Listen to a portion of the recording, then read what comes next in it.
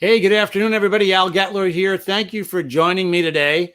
Pretty excited to have a guest on. First, I want to start off by saying that we are, for the first time, going live on LinkedIn. So my appreciation to the folks at LinkedIn for allowing me to do LinkedIn Live. I'm very excited about the prospects of that.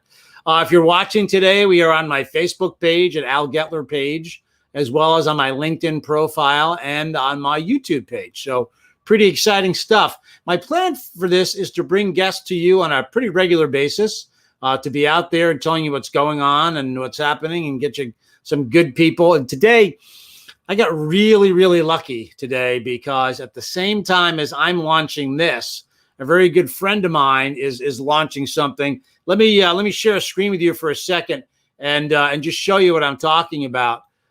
This friend of mine, his name is Dan Cockrell. Dan has been extremely helpful to me in a number of ways. He has been a guy that's led a group that I met with when COVID first started. And I got to tell you, it was pretty incredible to have people from around the world available to me. And Dan brokered all that. So that's a pretty cool thing. You're seeing the cover of his new book. It's How's the Culture in Your Kingdom? I got to tell you, he runs a good kingdom. We'll talk more about in a minute. I have some firsthand experience with Dan and in that kingdom. So without any further ado, let me have him join us, ladies and gentlemen, Dan Cockrell. Hi, Dan. Hey, how are you? I'm well. How about yourself? Good. I think I'm the lucky one to have launched my book the day you're launching your LinkedIn Live, because I want to talk to everyone about the book. Well, that's good. Yeah, Mike Sizemore, who you and I know from the group, and sure. Mike also a fan of yours and your dad's, and he spread the word as well. So hopefully we have a few people out there. We'll put the comments up as they come too. People can say hello to us and talk. But Dan, you have worked at the happiest place in the world. And that's a pretty cool thing. The question I really have starting off with is 26 years in Disney. I mean, what does that do to the core? I mean, what does that really come out to be when you've had your professional career soaked in this culture? Yeah, well, I mean, obviously I couldn't be doing today if I hadn't done that for 26 years. And it was an awesome learning experience. I had 19 different jobs in that 26-year period and just worked with incredibly talented people who are very driven, creative. And it's neat to go to a place where you're just trying to keep up with everyone every day, because everyone is just so focused and passionate on what they're doing. And I learned a lot of behaviors, a lot of habits, how to run a business. And it's the only way I knew how to do it. So I really didn't know any different because I'd been there ever since I got out of college. Well, yeah. I mean, absolutely. You've got a really extensive list of things. And we have a viewer here saying hi, Tom. Hey, Tom. So you started off as a parking lot attendant. Is that correct?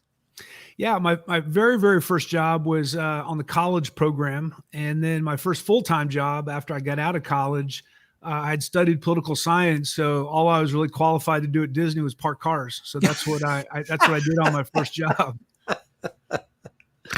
Gee, I can't understand that. I don't know how that worked, but yeah, gotcha. Well, that's great. Now, Dan, you and I met. Let me back up a little bit too, because it's not the best of circumstances in the beginning, but it turns out beautifully.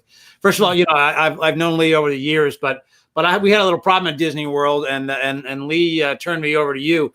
And man, I got to tell you, the reason I bring this up is we got to see what it's like to get the Disney experience from the standpoint of the opportunity. And for those folks who don't know what an opportunity is, can you first explain a Disney opportunity? Sure. I think we are speaking the same language here, but yeah, I mean, it's we've been trained at Disney. You're trained that your goal is to make sure everything is perfect and goes perfectly right. But we know that when you're dealing with over 50 million people visiting a year, that's not going to happen. Yeah. And so you plan for perfection, but you also plan for recovery and redundancy and what we call recovery, to make sure that if something goes wrong for someone, we actually can fix it and make it even better than it would have been first time around. And we've actually done research to show that someone who has a problem and gets a great recovery actually rates their experience higher than if they had no problem at all. Now, obviously, we want to be right the first time, but if you're focused on taking responsibility and making things right, people really value that. And it's something that is we learned how it's a good way to run business, I think. Well, and that's exactly what the situation was. We had something happen with a little granddaughter. It was unfortunate, and snapped to it on the Disney front. But you made sure that she had a very special visit to the Magic Kingdom, especially Cinderella's castle, and that in and of itself was pretty amazing. So here you go. You got to get the family involved. This is my cousin from Cocoa Beach. So yeah. So we were just in Melbourne Beach yesterday. So we were there you go, Libby. See, there you go. Good deal. So and it was an amazing experience. And the thing that I really took away from that too was I don't know what cast members knew or didn't know. And for those who are new to Disney culture, a cast member is essentially what we would call an employee, right, in the regular world. But the cast members, were just incredible. And but it's the same way, no matter how you look at it. My Disney experience, I think I've told you this story, but for people who are viewing, I was a curmudgeon first-time Disney person, and I had not been as a kid. I took my kids in 1998 to Disney World for the first time. It was part of a conference that was taking place actually outside the kingdom, but we were planning for our first visit to the Magic Kingdom and to Disney World. And man, I remember going to the park a lot. First of all, I mentioned your first job, but going across the lake in that boat. And I just kind of was grilling the family on how we're not going to get ripped off, how we're going to do this, we're not going to do that. And oh man, I was miserable. I wrote a blog post about it once with Mickey ears floating in the water because I think my kids were getting ready to throw me overboard. Yeah. Anyway, we went through the ticketing process, came inside. The first thing we hit was, you remember what it was called back then, Alien Invasion, right? Oh yeah. And now it's Stitch, right? Yep. Alien what? Encounter? Alien Encounter. Oh yeah. Alien Encounter. Yeah. And I mean, blew my mind how great that ride was. Just fantastic. Talk about a transformation. That's what Disney World does. It's incredible, and that requires a certain culture. And so that brings us to what you've done here in this book. You're sharing what it is to take a curmudgeon guy like me who was miserable and turn me into this raging crazy fan that I've become, So tell me how that happens. Well, that's a Cinderella story right there, I'll tell you. Yeah.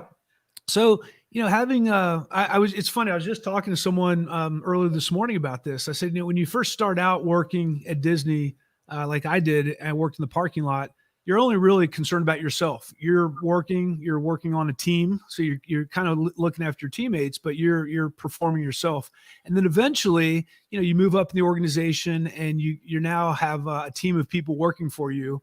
And so your job is not to really take care of the guest. It's to take care of the people who are working for you to take care of the guest. And then as you move up through the organization, there's more and more levels between you and where the actual frontline experience is happening, where the moment of truth is happening, the magical moment, we call it. So I really, over time, learned that you got the best thing you can do as a leader. Obviously, you fly in and you get really involved at moments, but most of your job is to create an environment, a culture where everyone can thrive and just create that place where people just have a good vibe. They feel like they're challenged, they're respected, they're listened to, they have the right tools to do their jobs, they're trained. And if you can create that, that's where you're going to get the most value. Because, the Magic Kingdom was open 12, 13, 14 hours a day, 365 days a year. And as one person, you just can't be everywhere. And so instead of trying to be everywhere, you just try to make sure everyone has a great environment to work in, and then they take care of the guests. You reach your goals, they reach their goals, and everyone does well. Well, it's so true, and it's kind of interesting that when I was at the park that day, that first time, there's been many times since then, but when I was at the park that first day, I kept testing things. This is stupid, and I'll confess it to you.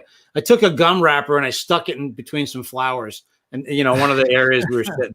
And I said, to myself, I'm going to come back here in a little while and see what happens. And sure as heck, it was gone. It was been removed. It wasn't like it blew away either. I jammed it in there. It was in there nice. Yeah. It was in there nice. Exactly. And I realized, God, this is just incredible. But then the thing that really hit me, what really struck me hard was I was watching the street sweepers, and watching them field questions, watching them probably answer the same question 1,000 times. This shows you how old it is too. I finally decided I was going to ask a dumb question, and I waited till we were in front of remember the old Kodak booths there? I waited in front of a Kodak booth until the street sweeper and I were strategically placed. And I said, where can I buy some film? Now I'm from New Jersey. I would have said, pointed, right? Yeah. But instead, I got an answer. It led me to believe too, that your culture isn't just between, the management people, the folks who are the supervisors, but it goes right down to every single position at Disney. Am I right? Yeah, absolutely. It's something we do. Walt Disney was the original storyteller, and storytelling is very powerful.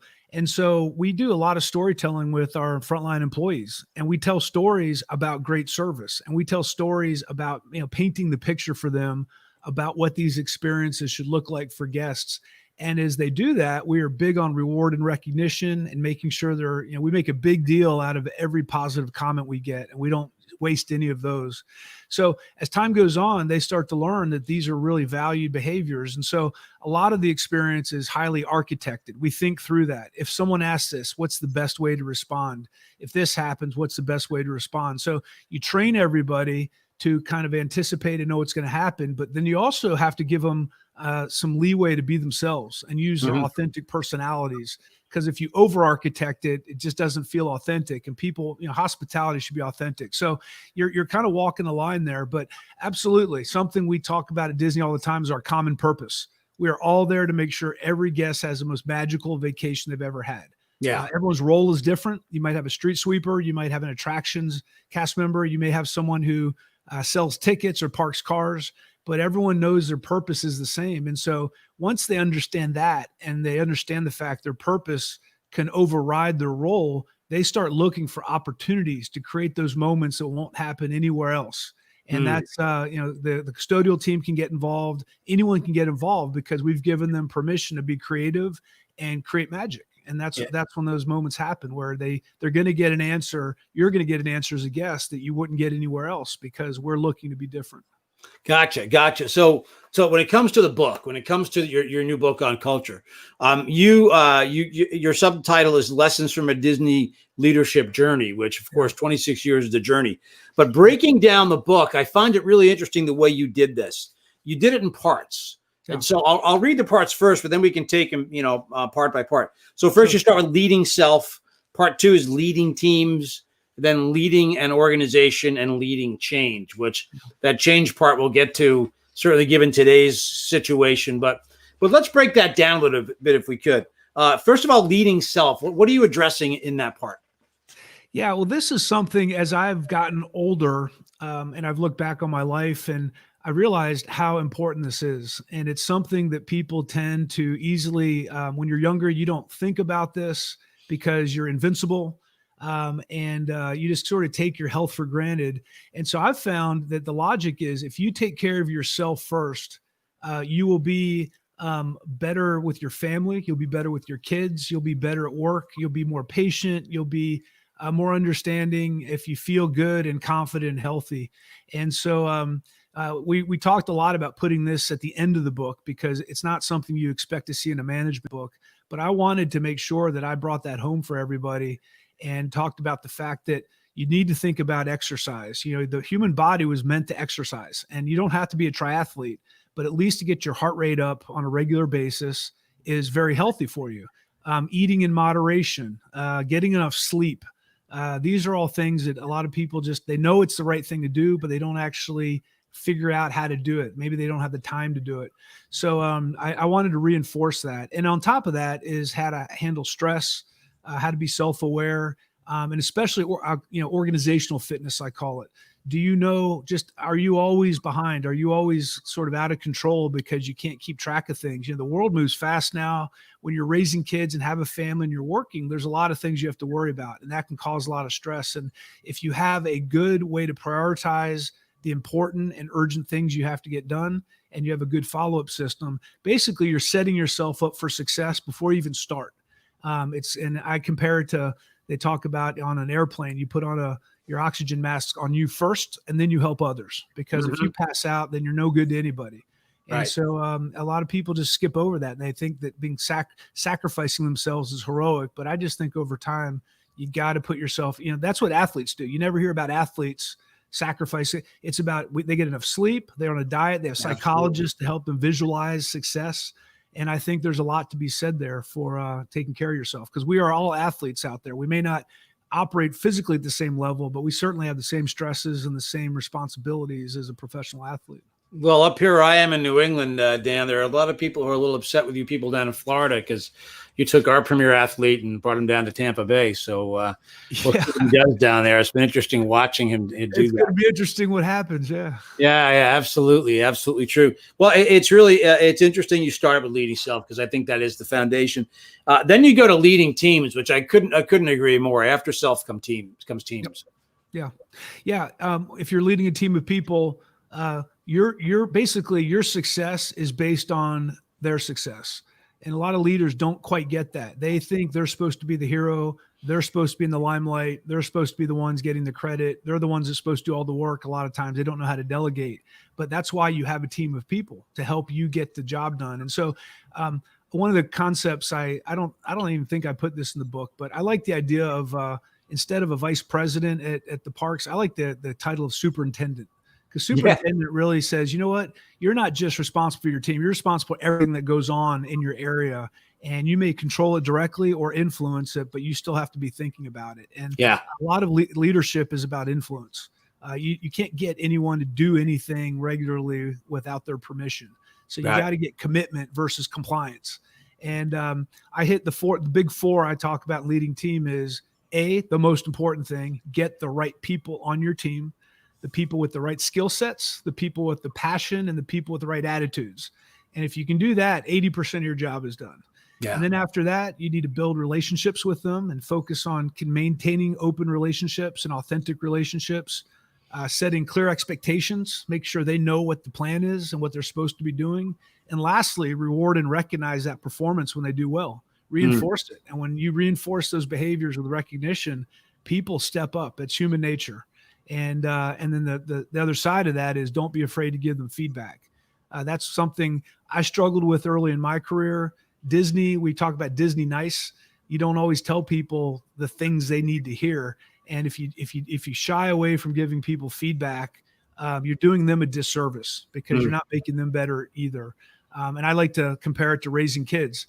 You don't wait till the end of the year to give them their annual review. When they show up 2 hours late, after their curfew, you have a conversation now, so they know what the right thing to do is.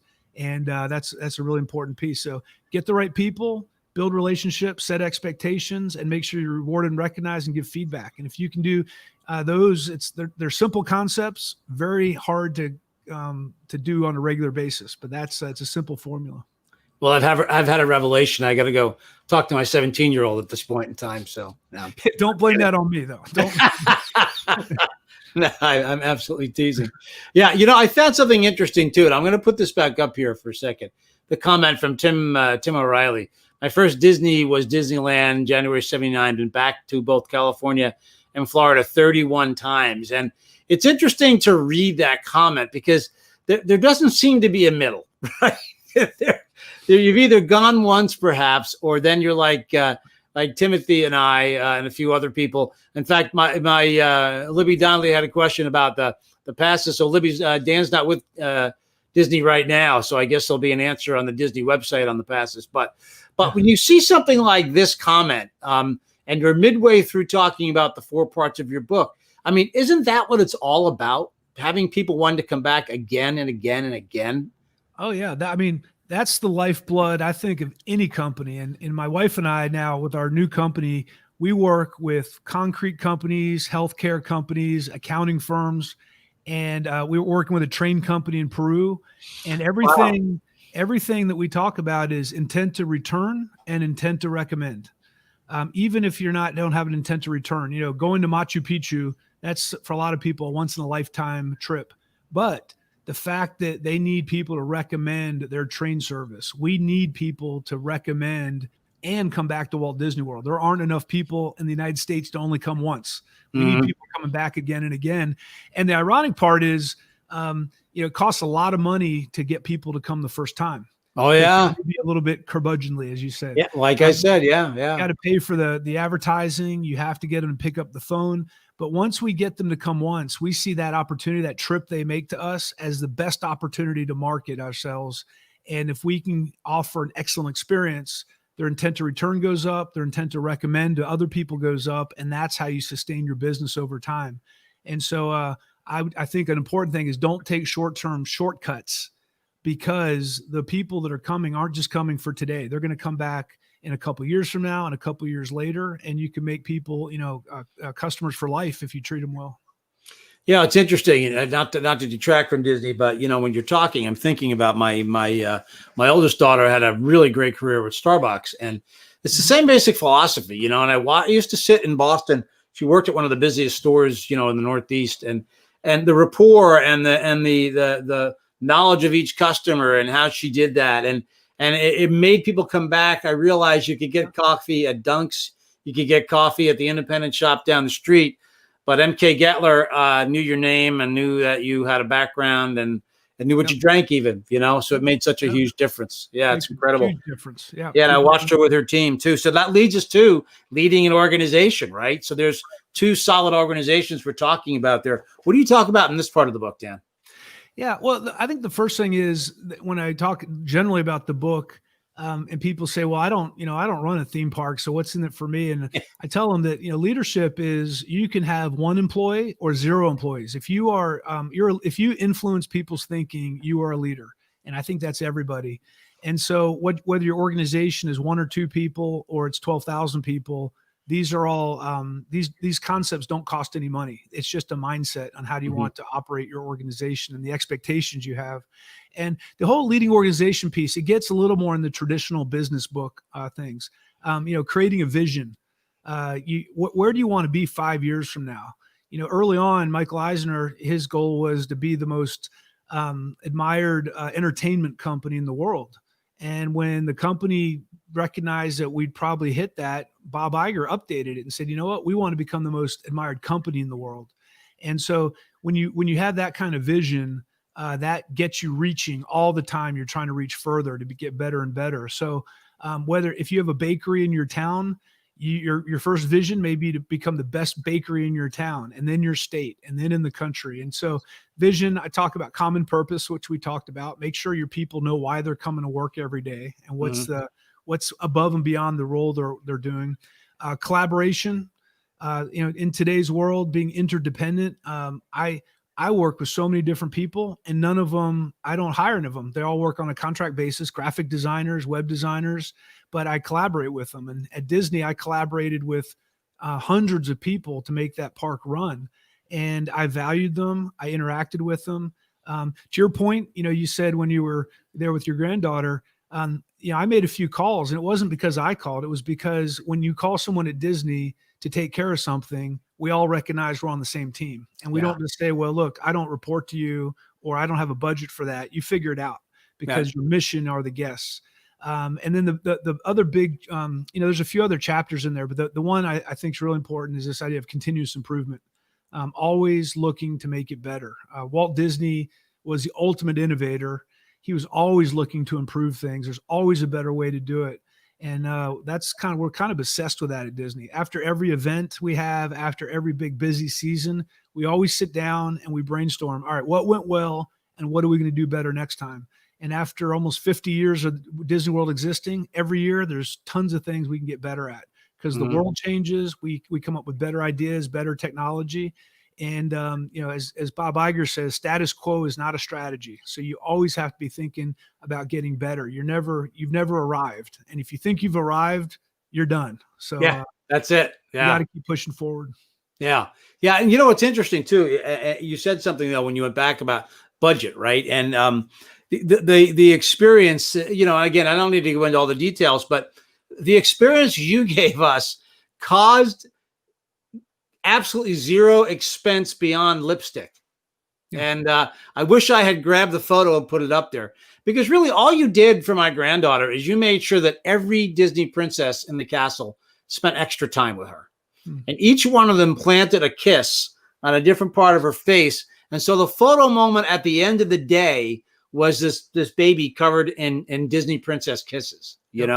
Yep. And that, to me, incredible, just incredible. And again, I don't want to make this all about me and telling stories, but the other story, I just realized we were over in France in Epcot, and I brought her over to see Remy. If you recall, Remy used to be on the tray, and that fabulous actor would go around. It was a little animatronic puppet. And so this was, years earlier, I'd been there with my youngest daughter, and I wanted my granddaughter to see it. Well, we go in, we sit down, I was paying for a dozen people to have dinner, and no Remy. So I call the manager. I'm like, hey, what's with Remy? And he listened politely and all that. And there was nothing he could do. And I wasn't really angry, just like, disappointed. We had dinner, and we're probably almost about to start dessert. And over comes the manager in a beautiful French accent, because he's from France. And he says to my granddaughter with his hand behind his back, someone has come to see you. And he takes a little stuffed Remy out of his hand and hands it to her. And I want, wow, I'm getting goosebumps right now. It's like, wow. What a simple thing. Actual cost, probably, a buck or two, right? But retail a lot more. Point is, just what an amazing thing, and what a simple way to make something just special. So I'm always amazed by that. Paying attention. And what other place in the world would you be in a nice French restaurant paying hundreds of dollars asking where the rat was? That's magic right there. Here, Mike Sizemore says, it's not the magic that makes it work. It's the way they work that makes it magic. That's exactly right. Mike. Yeah. I'm sorry, Mike. You corrected it again. There's the right one. Okay, good. But so true. It's absolutely the case. Yeah, you're right, Mike. It is that simple when you come down to how you execute it. So organization, and then finally, and this is kind of an interesting part for you to be at the time of release and where we are, leading change. Yeah. Yeah. So what do you talk about in this area? And then I'm going to ask you about the obvious situation we're in now. Sure. That was kind of a late add to the book. Valerie, my wife, she wrote about half the book. Yet I've never met her, Dan. I just want to make that point. She's when I got burnt out, she picked up the slack and kept everything going along till we got it done. But we really recognized, we talked about it, and we recognized that change is something that is it's something everyone's dealing with all the time now. Yeah. The complexities of the world, the ambiguity, not knowing what's coming next. What should we be planning for? You see how quickly companies just go up and down between when technology changes or governments change. And so we kind of tweaked it and put leading change at the end there. And part of the leading change is really talking about how to innovate. There's different concepts and things you can do. A lot of great innovation happens when you look at industries outside of yours. Yeah. And bring in those ideas. That's how innovation happens. And that's how, places like Uber and, Starbucks, you go to Italy. Wow, there's great coffee. Let's bring that to the model of the United States. So a lot of times you're looking across to other places. Right. But a big part of that leading change section is my experiences on how do you lead change successfully? Because a lot of organizations, people get in the boardroom, they come up with an idea, they all high five each other, they go out and they tell everyone what they're doing. No one was involved in the discussions. Right. No one knows why they're doing it because they don't explain it. It goes down and gets drifts down through the organization. By the time it gets to the front line, it's not a good idea. And then people aren't involved in helping create the idea. So when things go south, they're not interested in helping because they weren't involved to begin with. Yeah. So there's a phrase that I use often, which is authorship inspires ownership. Yeah. And if you can get people involved in creating the idea and honing the idea, they will be they'll be part of it, and they'll be willing to figure it out and do workarounds when things don't work as they should. Yeah. And that involvement, I think people skip it because it takes longer. Collaboration takes longer. Involvement takes longer. Communication is complicated. But if you really want sustainable change that works, you got to get people involved and bring them onto the team at whatever point is appropriate. And that's it's more about process than the idea. Absolutely. And, so that leads us to where we are today, and this is a hats off to you for the group we had running there in the beginning. Thank God you had that, because it just made me think so quickly about change and about what we had to go through. But how do you advise an organization right now that says, look, this COVID thing has hit us, our business model is out the window? What's the process they should be going through to discuss this forced change, if you will? Yeah, I mean, every organization's in a different place. I think the nature of the business you are in, oftentimes that's what happens in history. If you're sitting there, Amazon trucking along, this was like kind of a boon for you, right? Because everyone's doing that online thing. The technology companies, people are home now. So this is probably one of the best times for Disney Plus to be launching and moving up, because that's part of the business. But if you're in other businesses that require large gatherings of people, or transportation, or travel, or vacationing, obviously the nature of that business was hit hard by this.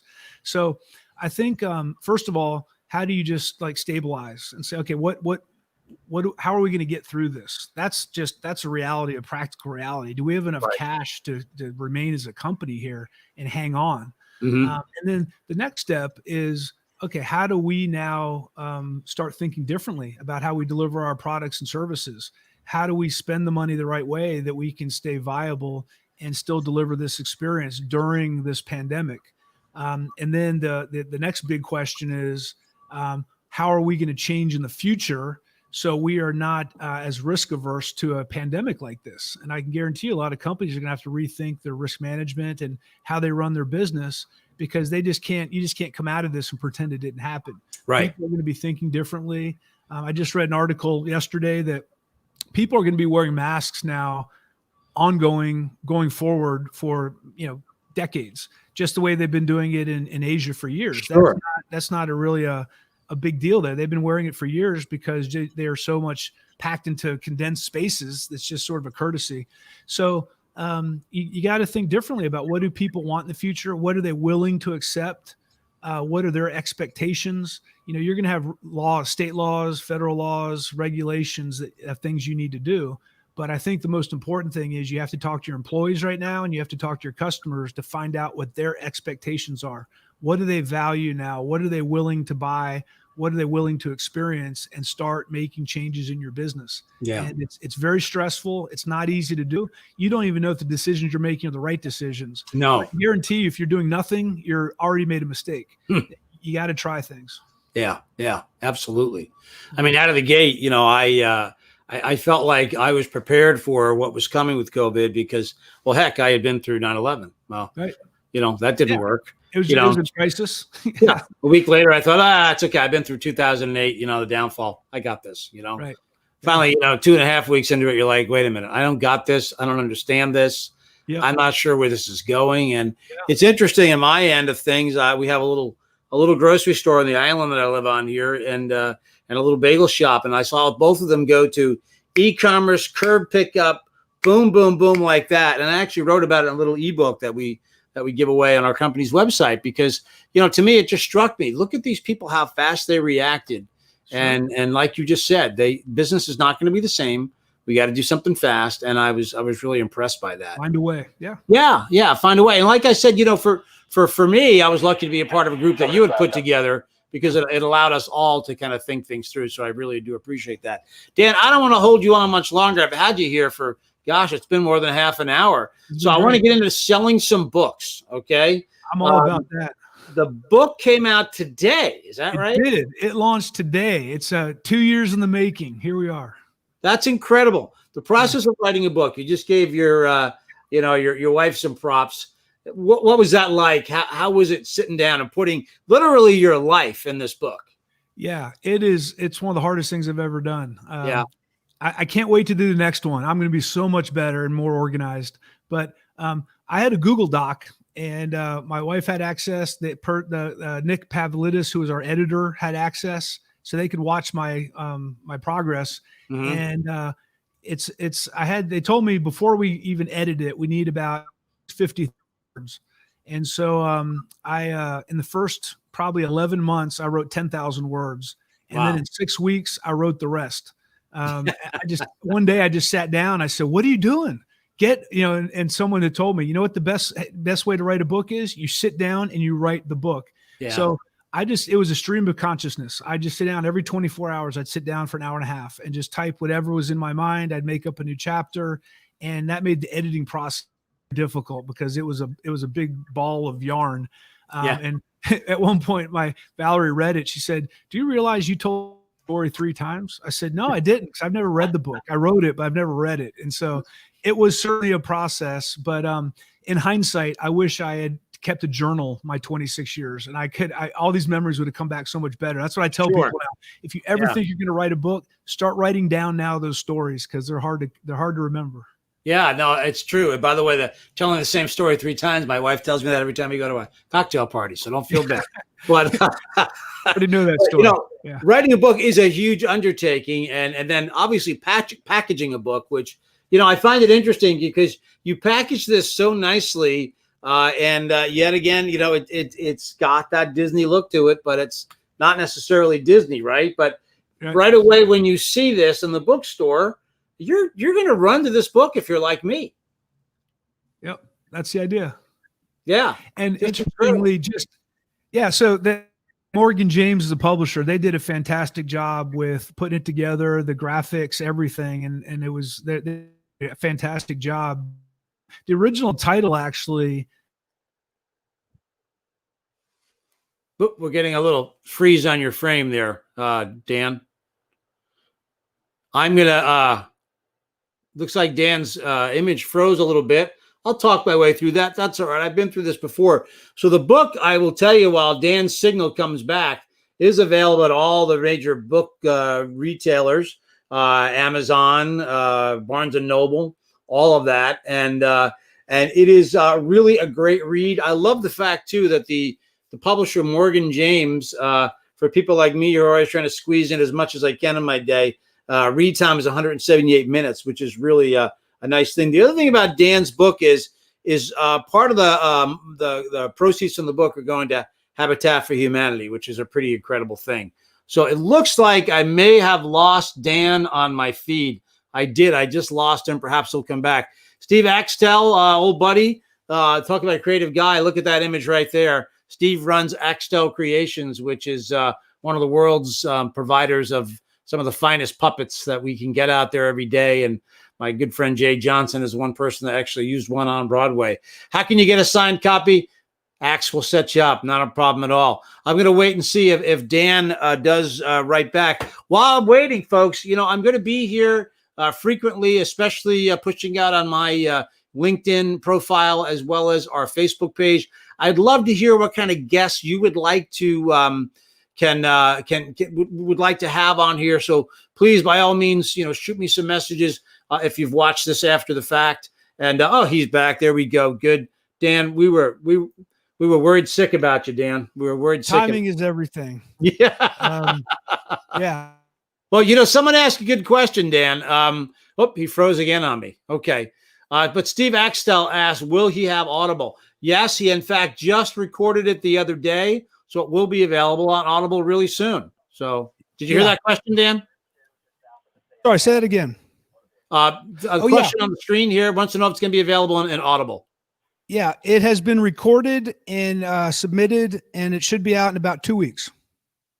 Great. Where would they find that? Is it going to be on Audible, places like that? Yeah, the audible.com, where you buy your audiobooks, it'll be available there. Sending out some social media and letting people know where to find it. Okay, great. That's great to know. Good. And Steve also had asked while you were gone about a signed copy. I told him I'd take care of him. I know Steve pretty well, so but we'll take care of that. No problem at all. Hey, Dan, I want to thank you very much for being here today. I am so excited. I was telling folks, make sure I hit all the places: Amazon, Barnes and Noble, any place else we need to go to get the book. Yeah, I mean, I think a lot of support their local independent bookstore. So wherever you go, and it's always nice to support local business. So, yeah, I would agree. I love ordering books from the local bookstores when I can, and this one's going to be well worth it. So, Dan Cockrell, if I want to reach out to you, I'm in the audience. I want to get a hold of you and your business consulting, all of that stuff, where would I find you? Yeah, cockerellconsulting.com. My wife just redid our whole website and did a fantastic job, and everything we do is on there. Our contact information, our podcast information, all our stuff. Good deal. Sorry about that. That was my fire pager going off. I apologize. No Yeah. So we do it all at home here, right? So the dogs didn't bark. So give me some credit for that this time, But I'm gonna go ahead and put the website up there one more time. A real kick.